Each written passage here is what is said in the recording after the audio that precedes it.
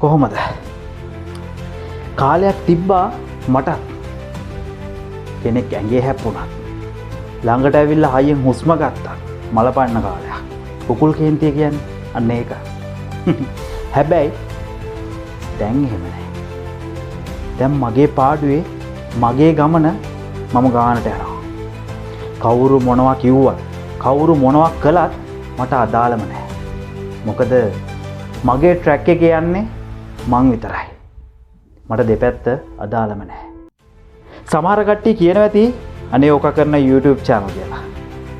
තවත් සමහරක් කට්ටිය කියනවා ඇති ඕක තව මාස කිහිපයක් කරලා ඕක මග නවත්තයි කියලා. එහෙමනේ මිනිස්සු. එහෙම හිතෙන්න ඕන. ඒක තමයි සාධාරණ. එහෙම හිතෙන්න නැත්නම් වැඩක් නැහැ.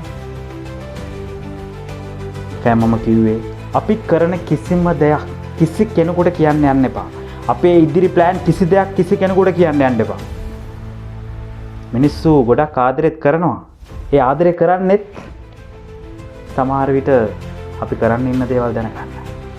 කමක් නැහැ. උඹට මොනවා කිව්වත් උඹ ගේම ගහපන්.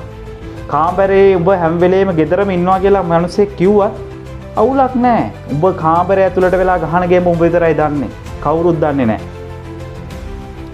ලස්සනට ඵලයන් මේ ගේම ගහන්න පුළුවන්. මොකා මොනවා කිව්වත් උඹ උඹේ ගමන ඵලයන් මචං. ඒකයි මම කියන්නේ හැම වෙලේම මිනිස්සු කරපු කියපු දේවල් අනිවාර්යෙන් මිනිසුන්ට ඵල දෙනවමයි. අනිවාර්යෙන් ඵල දෙනවමයි.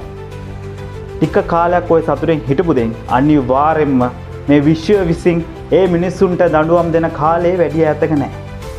ඒ නිසා අපි අපේ ගමන ලස්සනට යමු. කරන කියන වචන අපිට කිසිම දෙයක් අදාළ නැහැ මේ ගමනේදී. අපි මේ ගමන යමු මචං. අපි මේ ගමන යමු අනිවාර්යෙන්. එක තැනකින් යනවා විතර ගවේෂණයක්. මානුෂී හදවත් උත්පන්න කරන අමුතුම කලාවක්.